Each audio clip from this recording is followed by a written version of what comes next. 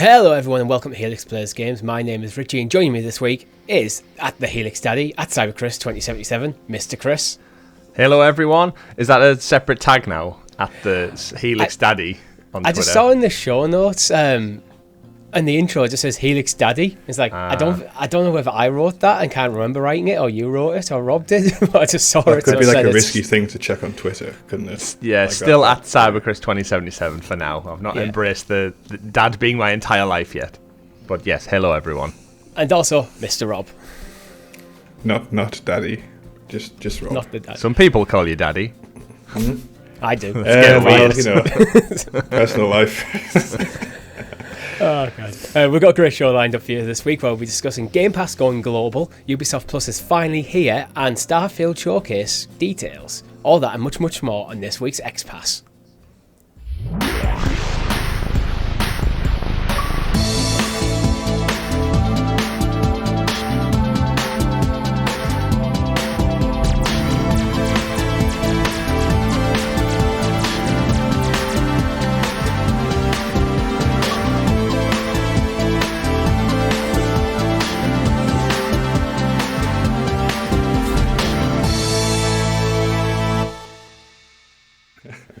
But before we get into it, make sure if you haven't already, you like the video, subscribe to the channel or your podcast feed of choice with notifications switched on so you're kept in the loop of all our great content here at Helix Plays Games, such as our other podcast, Talking the PS, where we break down all the news for you on the Sony side of gaming. So if you're interested in PlayStation, you want to check that out every single Tuesday on YouTube and podcast services. We have weekly live streams where last week I played Ghostwire Tokyo on Xbox Game Pass, which coincidentally is actually also on PlayStation Plus Extra.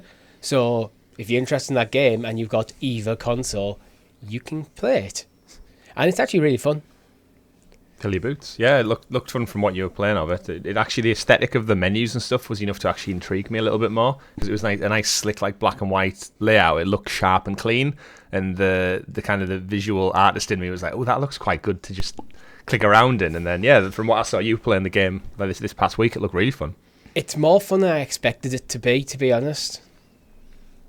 If I didn't have so much other games like kind of stacked up that I want to play at the moment, I would have considered continuing playing.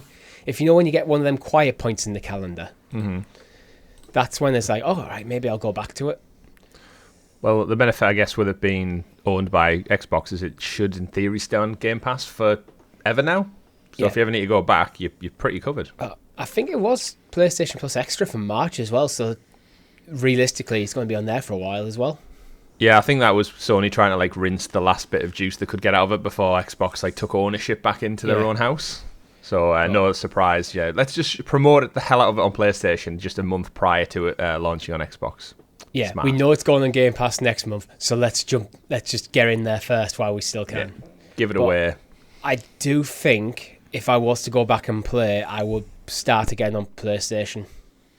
Ooh. Purely on the grounds of, well, I have it on both platforms, and I think I have an Xbox Series S, not an X, so my PS5 is you're going to get better performance out of it. Better frame rate you're talking about here. No, frame rate was fine. It's just there's times like, I don't know if you've noticed this, Chris, on the Series S, like reflections and mirrors tend to sometimes just not be existent. I noticed it a few times. There's a few things that I would have expected to be there. It's not game-breaking stuff.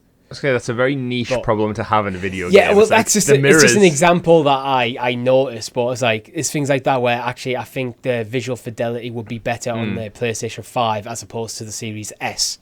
I'd hope so.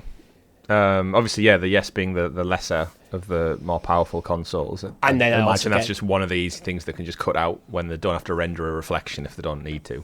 Yeah, it's that kind of stuff. And then you also get to use the DualSense with all its like things like haptic feedback and stuff that the Series controller doesn't have. So check out Richie's first look at Ghostwire Tokyo on PlayStation on Talking the PS tomorrow. Yeah, indeed. This is a strong start to an Xbox podcast. Well, I mean the first news story this week's probably going to set the tone, so... Yeah, I mean, I could have played it on either, but I said in the stream as well, like, yeah, it's if you have a Series X, you're probably... If I was playing that on Series X rather than Series S, I would just stick with Series X. But if it's one of them things when you have the game on multiple platforms, and one platform is objectively superior in terms of the hardware in it than the other, why would you play on the weaker platform? That's a good point.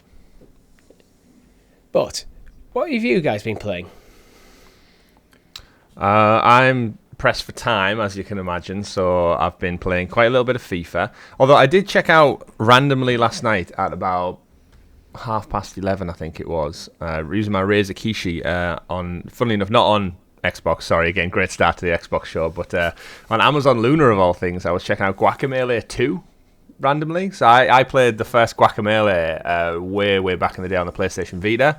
Great game, Drinkbox Studios, fantastic little kind of side-scrolling brawler. Features a luchador wrestler who ends up going through the Mexiverse and ends up fighting the dead and everything like that. And he's guided by a very interesting llama that's got loads of wisdom and can turn into an old man and a llama. It's a very trippy game, but it plays on the humour very, very well. And this is the sequel to it, so jumped in on Luna, enjoyed some of that on my Razer Kishi, and other than that, dabbled in FIFA. I did download Rise Son of Rome after we spoke about it on last week's show. I know a couple of people in our comments section said it's quite a short campaign, about 6 or so hours, which does have me kind of pegged to really, really check it out. However, it is the 10th anniversary of Rise Son of Rome this year, believe it or not, so I'm kind of maybe holding off for us to do like a shared like playthrough of it, Richie or Rob. All right, to kind of experience, see if it holds up a decade later with it having this cult following. I thought rather than me just play it on my own in the middle of the night, we could do something on the channel to kind of celebrate its 10th year anniversary and see if it holds up a little bit. So I've put a pin in that one. Stick it in the schedule for like streams. We'll get it done. It's crazy that game's 10-year-old because in my head it's like 5 or something, maybe. It was Xbox One launch. Yeah, like my perception of time just like breaks down after like 2 years and beyond. It all just kind of like mingles into one, I think. It's like most millennials. Anything after 2000 is counted as like everything before that is like in 1980s onwards is just in the past, and 2000 to 2020 is like the current, but it really isn't. It really isn't now. Well, for me, COVID kind of just warped my sense of like time and reality, because for how long it felt like we were in COVID also seemed to go over like retrospectively really quickly. It did. And it's like kind of condensed and extrapolated. It's kind of weird, like my sense of time is. Anyway, Rob, what have you been playing?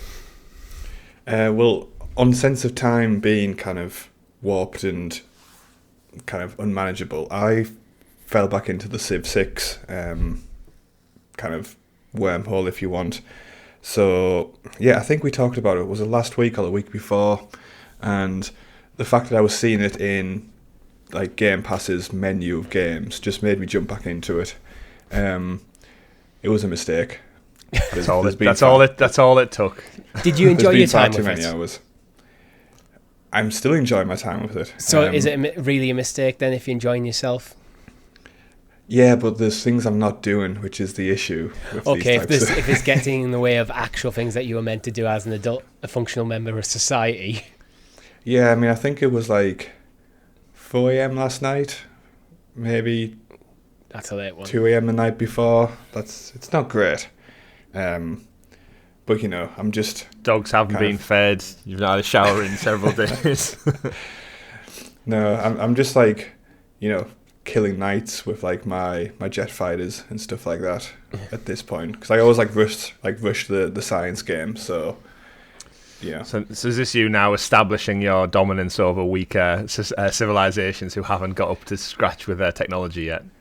Yeah, I mean, quite frankly, it's what would happen if like a reverse Independence Day scenario happened, where it's like you're the really advanced species, and yeah. So I'm just going through that at the moment, which is nice. But we'll see. How about you, Richie? Anything other than Ghostwire? Just chipping away at Octopath. I have slowed down a little bit on Octopath because I was burning through it, but the game is huge. It's like one of them. I looked at the map the other day and it's like, I think I've logged like about 30 to 40 hours into it. So you'd think realistically I should be about halfway through the game. Nowhere near. Like literally nowhere near. This is a JRPG though, right? Yeah, but even then, I think for example, I think for Final Fantasy 15, I got the platinum in about 100 hours. So you'd think that you'd be getting close to the midway point in the stories, about 40 hours in. But are you enjoying your time with it? I am. I think it's just going to be a slow burn. I'm going to slowly chip away at it, and then I don't know what's next for me though. I don't know whether it's going to be Jedi Survivor or Tears of the Kingdom. Ooh, yeah. Is it when's Zelda out? May something or other. I think it's like a few weeks, isn't it? Yeah, they're quite close to each other. Like they're close enough that it is genuinely. You have to pick and choose. A concern one. For me. Not a concern. It's like it's more of a which one do I play first rather than which. But yeah, but I think Octopath is going to be my game probably for the rest of April, and then going into May it'll be either Tears of the Kingdom or what do you call it, Jedi Survivor. I was very much before the most recent trailer, Jedi Survivor, because as much as I loved Breath of the Wild, for me it did have some major flaws which so far haven't been addressed. They still, from what I've seen, haven't been addressed. But then they dropped a story trailer and it's like, oh, actually, the story in Zelda can be really, really good, and that was one of the things I didn't like about Breath of the Wild. The story was good, but kind of obscure, and you had to find memories just out in the wild, and it's just like it didn't kind of have that nice pacing. Do we think Link's going to talk in this one? No, I don't think Link will ever talk, more than grunts and stuff. I know you have a thing about characters not talking, but he's meant to be a conduit to you exploring that world. Yeah, but it's odd that this is something I won't go into it here. Go into it here. It's 2023, but that's fine. Everyone else talks, but him. That's fine. But it's a choice, not like Claude from GTA. Yeah. Anyway, would you like to introduce us to the excellently exuberant, excavated Xbox expose, aka the news. The news. I'll be honest, I forgot I'm the person who was supposed to say the news after that for some reason. I said the kind of rigmarole. We still don't have this nailed down, do we? After it's in the show notes. It's literally written. Chris, would you like to introduce us to the ... Yeah, but as I said it, for some reason, my brain just doesn't work right now. So that's fine. He's got daddy brain. But who doesn't have daddy brain? Our Helix Heroes, although actually some of them probably do. No one gone by our Discord server, which you can join for as little as 99p, such as John Burford did, Orange Thunder did, and Lawrence van der Star did. Thank you very much. You guys are awesome. Into our first topic of the week. So we've talked about Tears of the Kingdom and Jedi Survivor kind of being the big games coming in May. There's meant to be a third one that maybe not landing as well as they would hoped. Redfall. Let's talk about Redfall. Redfall. Can this game catch a break? It's almost suffering. It's suffering from a lot of things. It's that kind of the Xbox stigmatism of the first-party games are either delayed massively or they just don't hit home as well. And people feel like, I think we've said on this show, we kind of ebb and flow between whether we're that overly interested in this or not. And then this is just kind of pulling the rug out from under them, like a mere weeks before launch to come out and announce that a first-party game will not be hitting 60 frames per second for a shooter. It's in cyberpunk. Today's world is like... It's the kind of cyberpunk effect where you start it's Stadia as well. Right on the edge of launch, you start pulling features, you start taking away things that were expected to be there. So, I mean, we have to put it in context as well. It's not just it's only going to run at 30 frames per second at launch. It's also they came under a bit of backlash before with it being always online, even though there's a single player mode. So there's at least two things that they need to work on before the game is realistically at 1.0 in terms of how I think most people would see it. Yeah, I think for me it's just there's too many coughs, frogs in your throat. Too many coughs. Like for me, for like a new IP, which like Microsoft is pinning a lot on, in terms of promotion and how much they're pushing it, to kind of literally drop the ball about like a foot away from the goal line just seems a bit amateurish, if I'm going to be honest. Like there's lots of games you can have at like 30 FPS and it has no bearing on the quality. Like I'm definitely not like an FPS type of kind of zealot or whatever, but it's a first person shooter, and it's a new first person shooter, and like, yeah, I think how can this have happened? Like, come for on. any game that relies on fast pace or precise movement, I think 60 frames per second is the expected. That is the bar nowadays. That is what you're meant to hit. 30 frames per second, I think, is fine for certain types of games. For example, turn-based RPGs like Octopath. I said to you before the show, Octopath running at 60 frames per second would almost feel weird. It'd almost feel too smooth for the presentation of that game. But that's not a fast-paced, Twitch-based first-person shooter. Yeah, to give context, yeah, they tweeted out, didn't they, saying Xbox consoles will get a quality mode only. So that's Series X will be 4K 30, Series S will be 1440p 30, and a 60 frames per second performance mode will be added via game update at a later date. It feels like the wrong way around. Yeah. Even with a Series X, I would be very annoyed is a strong term, but if you had a Series X, which remember Microsoft promote as the world's most powerful console, and their first-party exclusive, which has been... Remember, this was delayed from last summer. This is already coming out a year later than it was originally supposed to. And at launch, they, like you said, Richie, for a Twitch-based shooter, they can't nail down 60 on their own hardware with their own in-house studio. And it, without comparing, because I know that's what everyone does, I don't think this would happen with a Sony first-party game. Like, Spider-Man ain't coming out without these features. Well, later this year. They've also meant to have smart delivery as one of the things, so... as one of the key features of the series platform. So it's kind of like, well, I mean, we've all played. I'm assuming everyone who's listening to this has played like PC games. Like you go into the menus and you have all the slides, all the different stuff, ambient occlusion, like all that sort of weird stuff. And if your PC's hardware isn't up to scratch, you start dialing things back until you get to a performance that you're happy with. So surely that's what they effectively need to do here. Go into the menu and... The toggle, in my mind, is just like effectively what you occasionally have in PCs where you have presets, like low, medium, high graphic quality. The toggle between performance and quality mode is, in my mind, effectively the same thing. You're just toggling some certain presets. So yeah, I guess where like the actual origin of the issue's coming from, right? Like what you say makes sense, Richie. Yeah. But what have they had to do to get to this point where they've had to say like, oh no, we can't do this game in the industry standard now. Like, I think it's something a bit deeper, and it does concern me about the game overall, to be honest. Yeah, I think. But what would you prefer? I want people to know in the comments below, what would people prefer? If assuming you're using a Series X, so the quality mode would be 4K 30, would you prefer 1080p 60?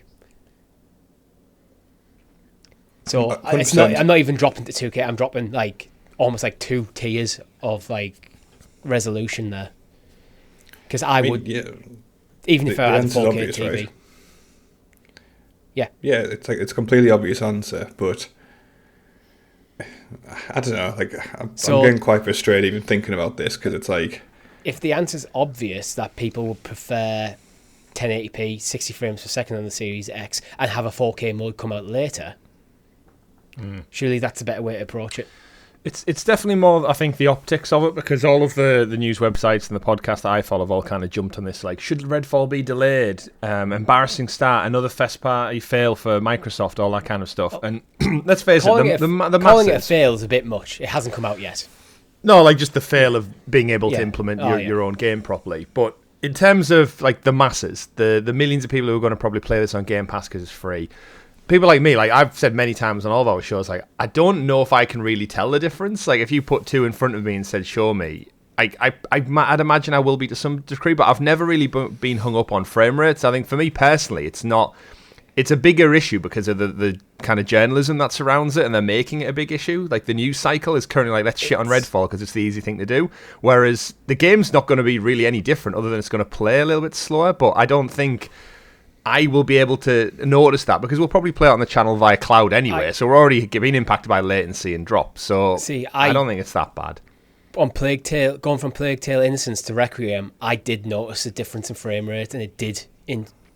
It's one of them, once you've noticed this, once you've played games regularly at 60 frames per second, going back to 30 makes everything feel like really quite muddy and like very slow and imprecise. And it's almost like if you're used to playing games at 4K, then you look at something at 1080p and you go, you can immediately notice a reduction in visual quality. It's like that, but for the feel of the game. And because we have went through this generational shift, where there's a lot of things were hitting 60 frames per second in the previous generation, it almost feels like this is the new line that should be getting hit for these types of games.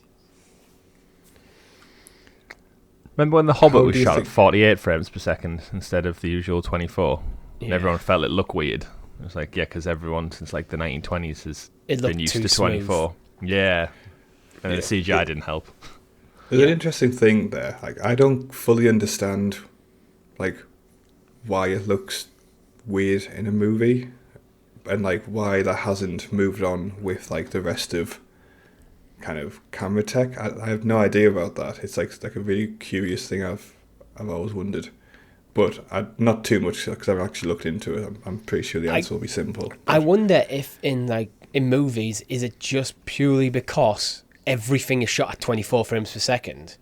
So when you see something at a higher frame rate, it looks too smooth. Your brain's going, oh, that looks weird. I don't know, I think it's curious. Where, with games where you're more immersed, you're involved in what's going on, the more frames is generally considered to just be better. Yeah, well, it's something down to just how much our brain can process in that fraction of a second, isn't it? There's only so much like colours and shapes and everything.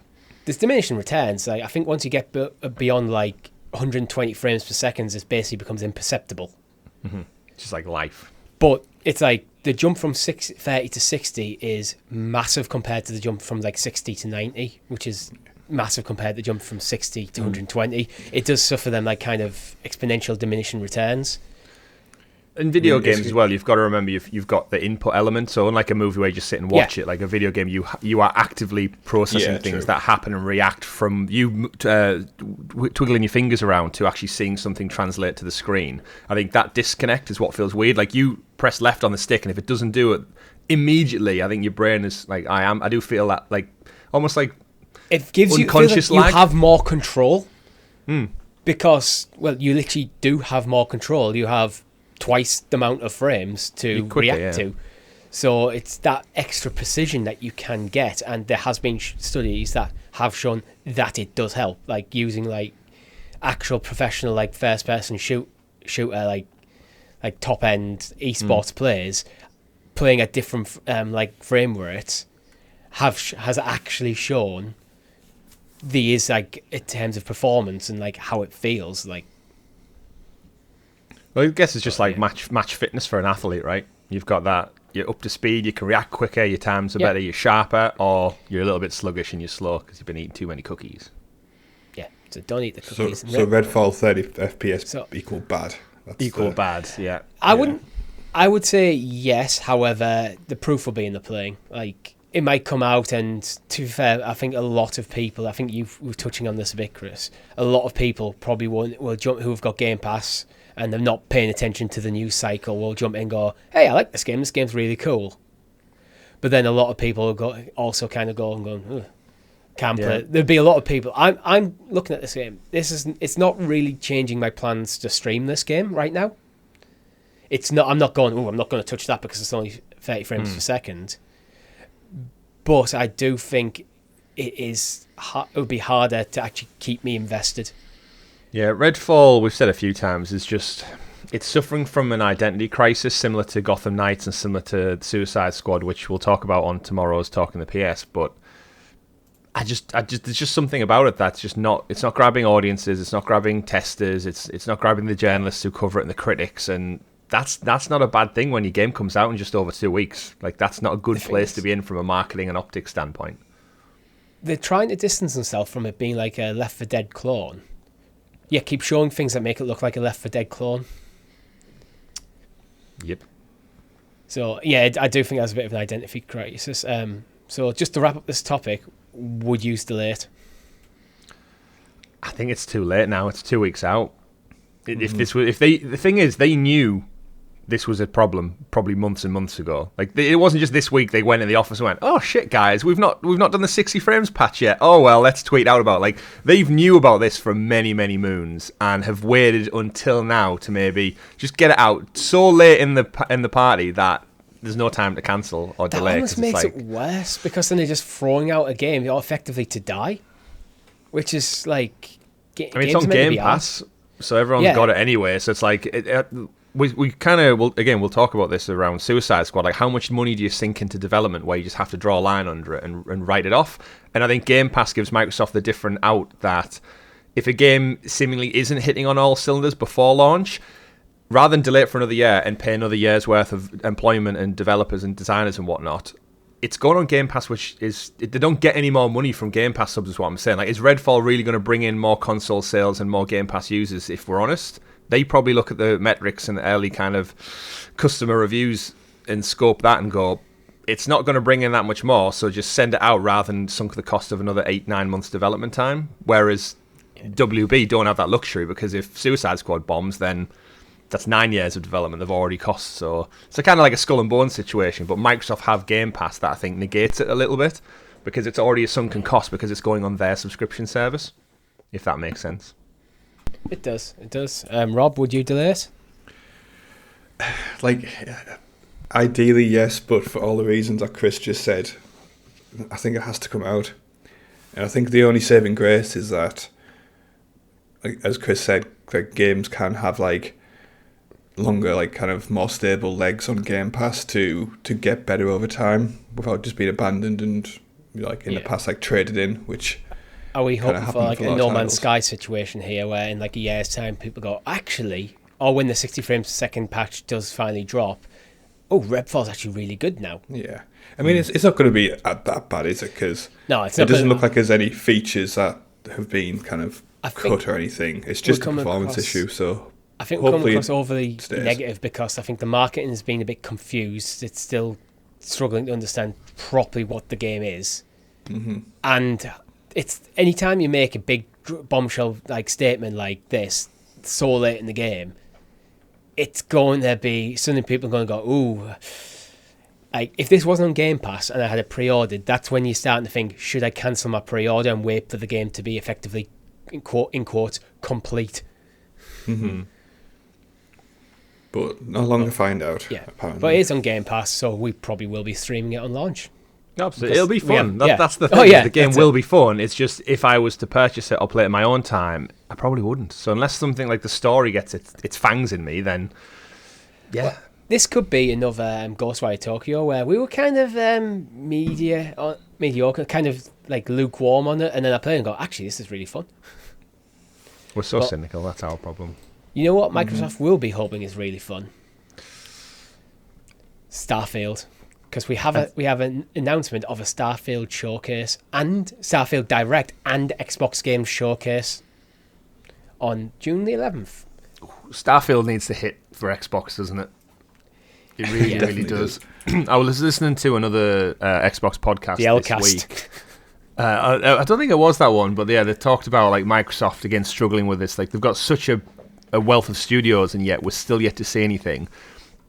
At this point... and I'll throw the question out to you that was posed on, I want to say it was IGN's Unlocked podcast, actually. Is Starfield a more important IP to Microsoft than Halo and Gears at this moment in time? Yes. Yeah, unequivocally. I'd say so too. Yeah, well, because this is about to come out. Isn't that mad to say, Microsoft, though? Halo came out last year, didn't do what Microsoft wanted it to do. So a lot of people had a good time with it, but it didn't really... It it's Halo is one of them titles where Microsoft needs it realistically to be in the conversation, like with like when people talk about The Last of Us or Ghost of Tsushima for Sony. It's in that bracket of title, and so if it doesn't fall into that kind of level of conversation, I think it is a bit of a flop. In that, if that is what you're setting your expectations for, the like pinnacle of Microsoft first-party titles, that Sony have set the standard. So, like Nintendo have Tears of the Kingdom coming out. That will be in that sort of level of conversation that, like, The Last of Us always falls into, like Ghost of Tsushima fell into, like Spider-Man would inevitably fall into. The Last of Us is in that sort of conversation. Halo wasn't. Yeah. So, we're assuming Redfall's not going to be in there. Doesn't look like There's it. a lot of weight on Starfield right now. It's crazy, isn't it? Because it's a new IP. Like that's the oddity to say that. Yeah, Halo is suffering for a multitude of reasons. Gears is just kind of radio silent. We've not seen anything from that since they kind of wrapped up the story with the last game. It is weird that they don't have like how after so like an entire generation of the Xbox One and all the investment they put into it. Like you can almost kind of see why they want to go for Blizzard Activision King, because bringing Call of Duty in house would be a big boon for them. But is it still in that conversation? And it's mad to think. I think Fallout 4 for me was the last big hype game that Bethesda got, and which never lived up to the hype. But it had it did well, short turnaround. But it was slightly disappointing compared to how people like looked at New Vegas and Fallout 3. Yeah, then they shit the bed with Fallout 76, and they're trying to fix it to this day. But then this is Starfield. It's almost on both Bethesda and Xbox to get this right. But yeah, I don't know. I'm still waiting for that awe-inspiring moment from Starfield. I know it's getting loads of hype, but I'm still yet to see that thing for me, which makes me stand up and go, "This! I can't wait to play this." I'm the same. I think because it is effectively Skyrim in space, which, when Skyrim was at its peak, seemed like an awesome concept. But we're a decade removed from that. Like, I mean, it still seems like an awesome concept, right? Yeah. But the proof is in the execution. I think for me, like, Microsoft and, like, by extension Bethesda have something to prove that they can actually create a new IP.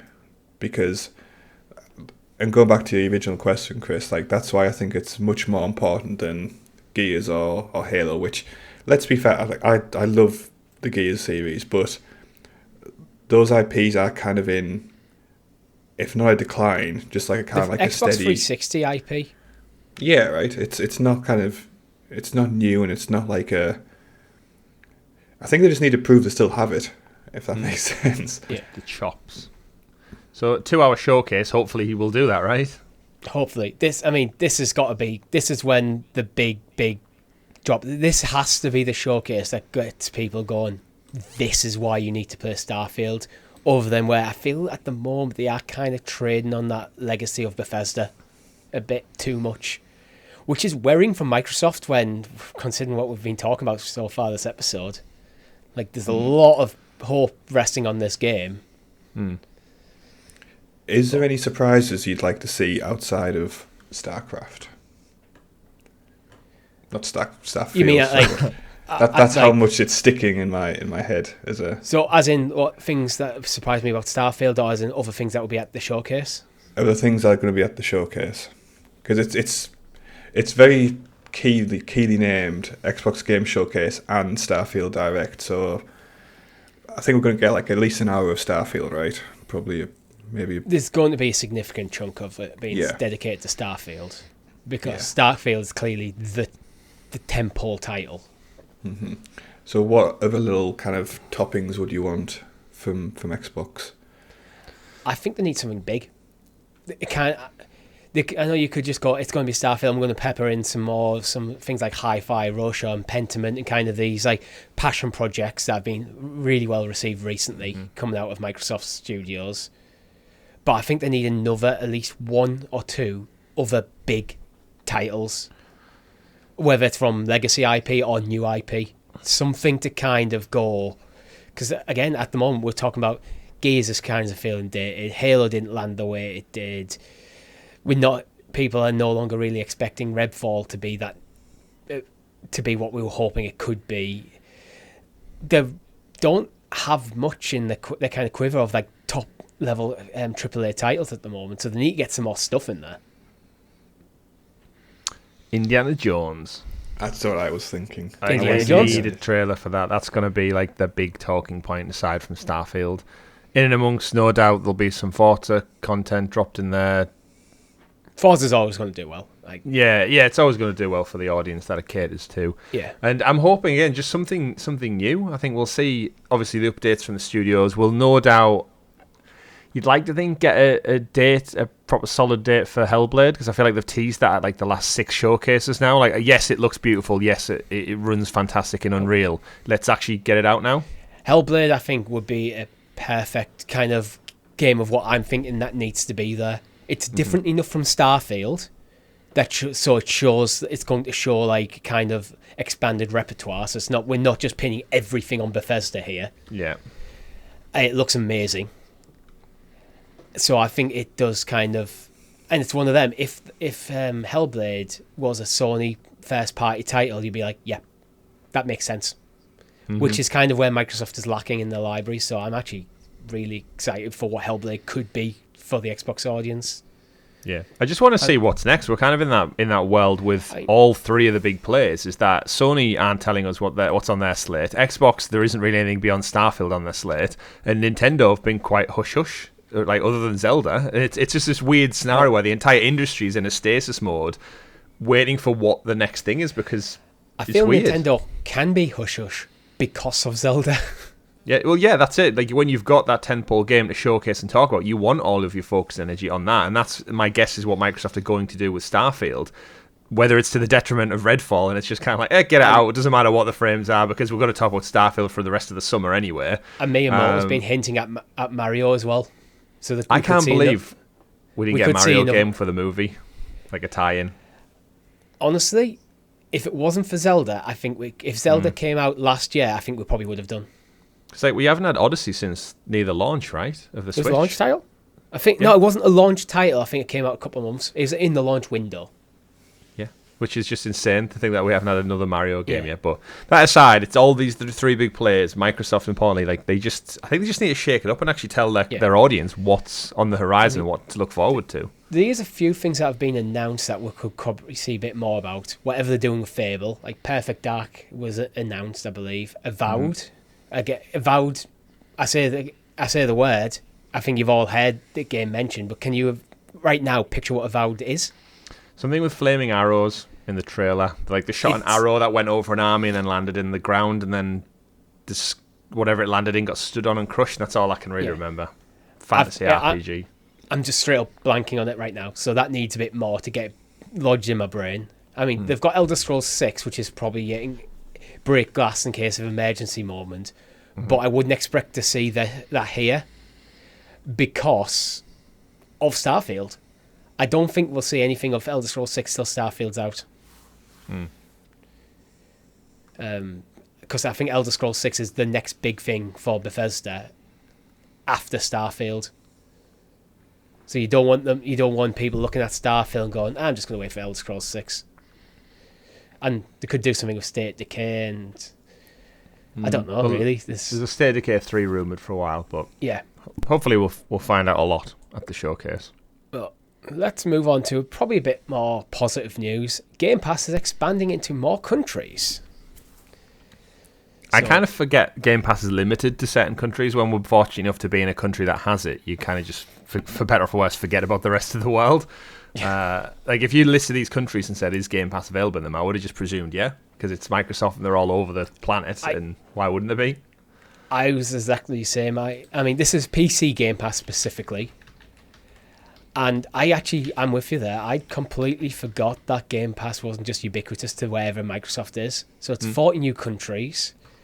I'll quickly read through all of them. I don't think you need to list them all, really, okay. do you? Yeah, like, go look at the blog. Look at the blog. It's Albania all the way through to Uruguay, and if you are in those countries, congratulations.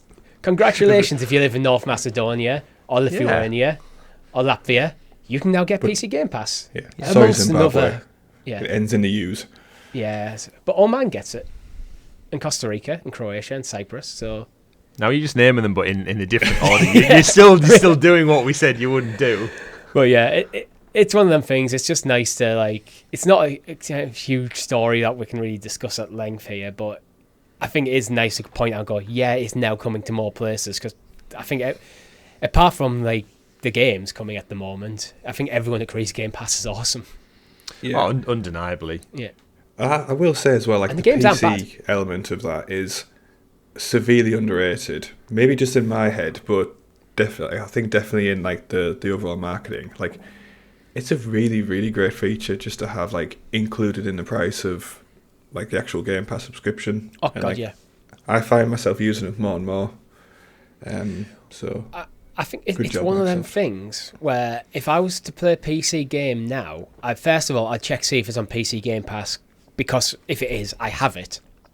Straight up, I can now just play it. Don't have to think any further beyond that. And then if it's not on Game Pass, I'd check to see if it is on the Microsoft Store, like the Xbox Game Store for PC, before going to Steam. Steam is now effectively my second platform for PC gaming because of same PC here. Game Pass. Mm-hmm. Yeah. So thank And you, that's Microsoft. just down to, like, the strength of Steam was always it give you a place where you can all have all your games in one place. But now Game Pass, with having so much that's effectively just part of my sub, means that I'd rather have stuff over there. But Yeah. And it's got Age of Empires on as well, so that's the most important thing. Yeah, it's got all the Age of Empires. It hasn't got Age of Mythology, has it? I don't think. Not yet, but there is a remaster coming at the end of the... Or Reforged, I think it was called. Can't wait for that.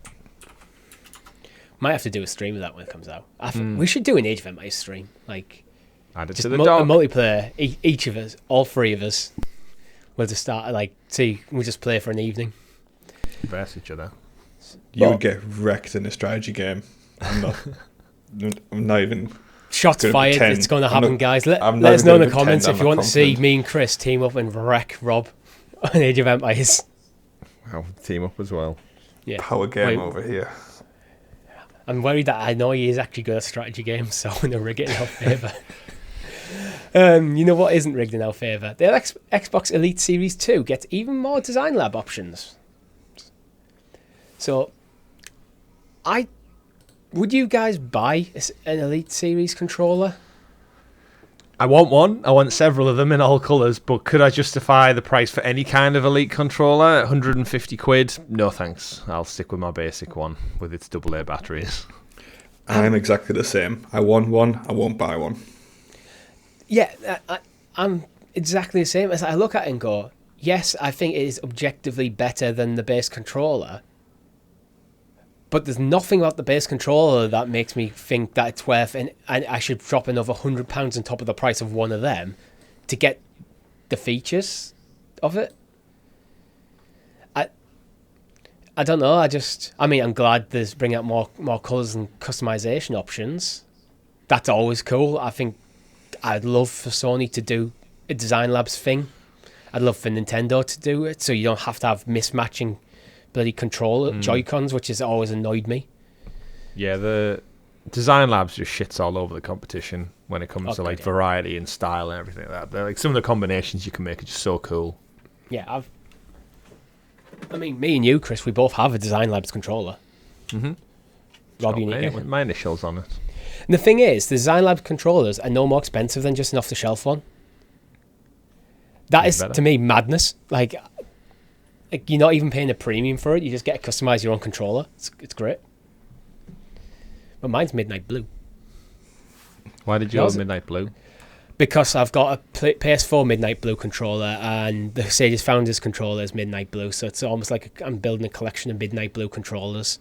So I need if Nintendo bring out a Nintendo Pro controller that is Midnight Blue, I'll probably buy one. I've got Luna. Luna it's black and purple, so it's close enough, but they don't have other options. So,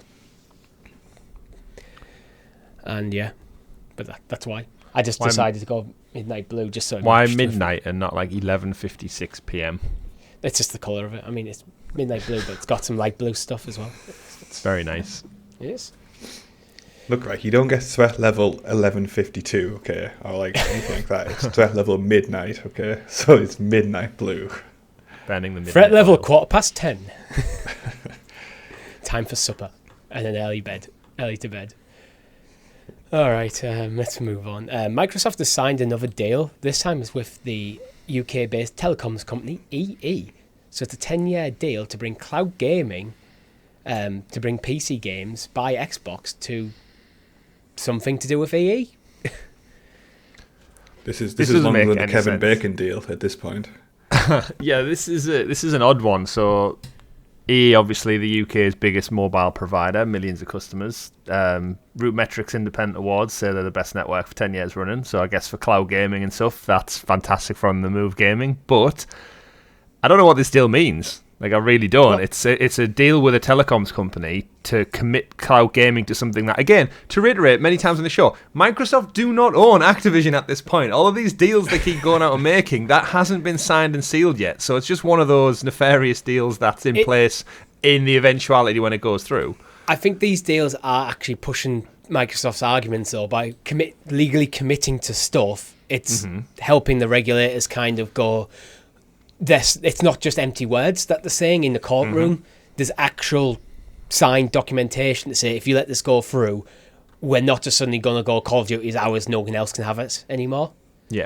I think it's a confidence play as well. It's like, you can walk into anywhere with like a high-vis jacket. That's what Microsoft's doing. It's like, well, they must be buying it because they're doing all this stuff. They're in charge. Yeah, it's... For context as well, EE, the way it combines with Xbox currently is if you're a customer on one of the kind of premium mobile plans, is you get a rotational option of perks, and you can opt in for Apple Music, Apple TV, Xbox Gamepass is one of them, BT Sport, so that kind of thing, and you basically rotate it out as you see fit. So with Xbox, I'm guessing this is a 10-year deal too. If you are a mobile customer, you have the option to just take Game Pass as a perk, and that's part of this deal. Yeah, because so with EE contracts, I mean, I've recently signed a new one. There's some contracts where it's just your basic data, minutes sort of stuff, but there is some contracts where you can have, like, effectively, it's not bolt-ons, I think that's O2 what call them, but you can add these perks to your subscription, which effectively makes them cheaper. So if you wanted something like BT Sport, by having it as part of your EE contract, you pay less money over the course of your contract. I don't tend not to go for them because I tend not to have these sort of subscriptions active perpetually. But if I was someone like, for example, BT Sport, if I was going to have that on pretty much as a constant subscription, I probably would have done. I can see basic Game Pass being a thing there, and if it is a 10-year commitment, it might even be significantly cheaper. There could even be things I've signed a new contract with EE and we'll just give you 3 months of Game Pass for free, and maybe even chuck in a Kishi.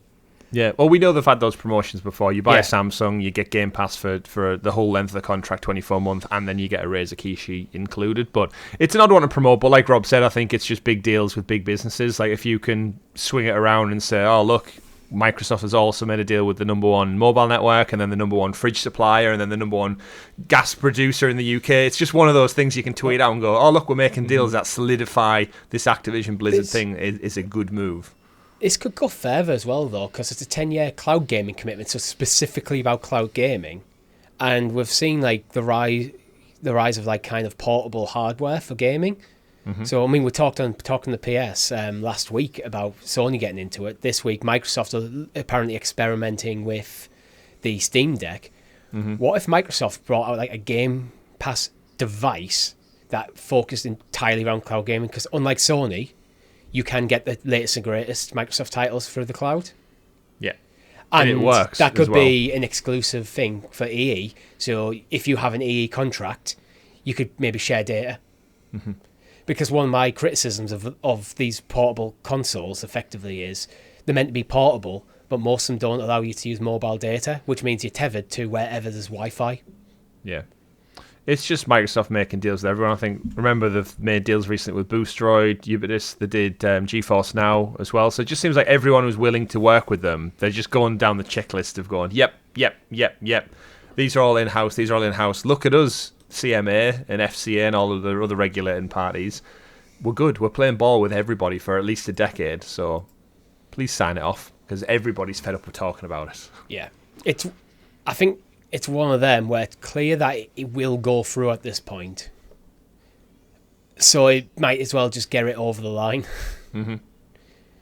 I know there is people still trying to sue Microsoft for it, which I'm not quite sure why. I haven't dug into why, but on the surface, like, you're suing a games company for trying to buy another games company, which you do not own. Like, what's the legal They're issue? American. They'll be American. Yeah. Like, but yeah, like, I understand Sony's position. In Sony's position on the surface is actually a very solid position.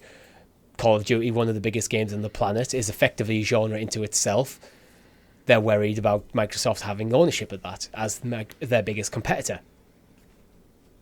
That's a reasonable position. But a bunch of random gamers, it's like just enjoy your games, guys. no, that's not what gaming's about on the internet, Richie. It's about being pissed off at something. We're gamers on the internet. Play wherever makes you the happiest. Yeah, and we're doing it wrong, okay? Yeah. I mean, more Exception anger. to the rule. Yeah. Yeah. Maybe if we just doubled down on hatred and vile, we could get more followers, get more subs, Yeah, more let's views. talk about Redfall a bit more. Yeah. Let's go back. All right. If we want to go negative, let's talk about Ubisoft Plus. Oh, that was Sorry. that was a transition. Ouch. Sorry, What that was about- overly harsh. But What it's about- just the news. What about the Ubisoft- shit show of a catalogue that is Ubisoft Plus, Richie? You tell me about it. I'm actually generally in favour of Ubisoft Plus as a concept. Like, straight up, I think it's actually well priced. I like the fact that it gives you access to their entire library. And I like the fact that you can also still just buy the games. For me, it literally is a win-win. My downside with Ubisoft Plus is pretty much everything I've always talked about with Ubisoft games. They're always good, but never seem to reach for great. And they go on sale very, very quickly as well. Yeah. Like, if you miss like a launch window of a Ubisoft game, give it about 3 weeks and it'll probably be down at like 60%, and then give it 2 months and it'll be in like a 2-for-1 offer somewhere in a bargain bin. Well, that's Crazy. one of the part of the conversation we had in our Discord server. Like, it comes down to like it's almost like horses for courses with Ubisoft Plus. I mean, it starts at $12.99 a month, although I think that might be the base version. I think for Xbox you're looking close at like £15 a month for it. But the way I see it is, if I was looking at, say, Assassin's Creed Mirage and went, I must play this day one, that game was probably, I think it's meant to be about £40, isn't it, on launch? Yeah, they've not. I don't think they've officially. It's meant to be a smaller title. Pre-order, yeah. It's a smaller title, but yeah. I'm using it as an example. But if I can access that game for £15 instead of £40, and you don't care about it just being perpetually in your library, it makes more sense for me to just get a month of Ubisoft Plus while I play for that game, and then maybe dabble with the rest of the library, such as things like Riders Republic, Far Cry, Ghost Recon, Watch Dogs, whatever. That it just makes more sense for me to then just sub to Ubisoft Plus for the length of time I'm playing that. Because even if I'm going for like 3 months, I'm still effectively better off than just buying one Ubisoft title day and date. But Now, it really depends on your perspective. But if you don't need to play day and date, and you can wait for a sale, then do that. Now, this blog post, Richie, about Ubisoft Plus multi-access does have a long list of all the games available, like the countries. Do you want to go through this list A through Z as well? I'll do them in... I will go through the list right now. I know I'll go through the list, 1800. but I will Assassin's not read Creed Rogue Remastered. Assassin's Creed 4 Black Flag brackets includes Assassin's Creed Liberation, which I assume has been fixed to actually work now. How long do I let them go for? Assassin's Creed Cut Unity them off now. brackets cut 'em off now. Gold Edition. Grow Assassin's with Creed Jeopardy. Valhalla Ultimate Watch Dogs Edition. 2 Gold Edition and Zombie. There you go. You can read the rest of the list yourself. With Ubisoft Plus multi-access, serious question. A lot of people presume this would form part of Game Pass. Is there a world where Ubisoft Plus blends in with Game Pass at some point in the future? Because you've got to imagine that question was tabled from both parties. Like, who does this benefit the most, and what does the pricing structure look like? And Ubisoft or Microsoft at the end of the day have settled with, we're going to go with multi-access, you pay for it separately. I think depending on Ubisoft's fortunes, maybe in the near future, is whether this comes to Game Pass, similar to EA Play. I think the answer is 100% yes, and all we need to do is look at PlayStation to see how it's going to be implemented. Classic. PlayStation, yeah, the classics. So you're not going to get the full library, but some games will be rotated through your Game Pass in and out. But if you want the full library, you can pay for Ubisoft Plus, which I think is fine. Like, the price is not so extortionate. Again, when you're comparing the price of a month subscription compared to the price of a AAA Ubisoft game on release, which it's significantly cheaper. So I think it's fine every game doesn't come to Game Pass. But maybe on the run-up to, say, for example, Mirage, if they drop Valhalla, the base version of Valhalla on Game Pass for a couple of months, I can see that kind of sort of integration. The sort of thing to whet people's appetite for the next big thing. Drop Far Cry 6 before the Far Cry 7 comes out, that sort of thing. Yeah. Well, we've seen them do that a couple of times previously, and it makes total sense to, like you said, whet people's appetites. But yeah, Not it's the glad South Park it's games just because they're awesome. indeed glad it's finally here. It's been a long time coming. It's odd that it came to PlayStation so much sooner, but it's here. Subscribe, and as you said, once you've got the Ubisoft Plus multi-access, similar to what we were praising Game Pass for, is you can play them on PC or on any other service. Like, once you've got the subscription, you are not limited to that. So in a twist of fate, you can play it on any platform if you're on the multi-access. Yeah, and I think last story for the week now, the official Xbox Australia and New Zealand Twitter account has teased something to do with musical instruments. So we have a banjo, a kazoo, and a balloon in the shape of the letter E. I wonder what this could be. Let's put our thinking caps on. Let's decipher this amazingly strong code. Banjo, kazoo, E. Ukulele. Are we No, sure we're gonna this get is another an official ukulele game. account? This is the official Australia New Zealand account. Yeah. Yeah, I still can't keep up with like what badges mean what now on Twitter. I must admit, I did do a bit of digging to check, but looking at the level of followers, and I think it's because it's got the gold check mark, makes it a verified account as opposed to a blue check mark, which means you just paid for something to make you look like a verified account. Followed by Phil Spencer and Xbox Wire, Yeah. so it's being returned, followed by official people as well. And almost 100k followers. I feel like this is just Australians check trolling this. people. I mean, they've already announced like a Starfield and Xbox showcase, and now they're teasing Banjo-Kazooie. It's weird that's coming from Australia, New Zealand. That's what I mean. Yeah, it's the ANZ account. Is it their April Fool's Day on April 11th, maybe at 7:46 a.m. in the morning? It is an odd one. Does anyone really care about Banjo-Kazooie anymore outside of nostalgia? Yeah. I think it is straight up nostalgia. However, it could fill a gap in the Microsoft library, a mascot platformer. But then if this deal goes through, they're going to own Crash Bandicoot and Spyro, so is there space for Banjo on there? And is Banjo Kazooie? survived on the N64 alongside Mario. Yeah, but that was 20 plus years ago, Richie. Yeah, but I don't know. I think there will. I wouldn't take it as like a top premium title, but I think it's like aimed at a younger audience, a mascot platformer. I think there's always room for stuff in that genre. I don't think that's a genre that's currently like oversaturated at the moment. We also need to remember children do exist. Yeah. Of all three of us, need to remember children exist as well.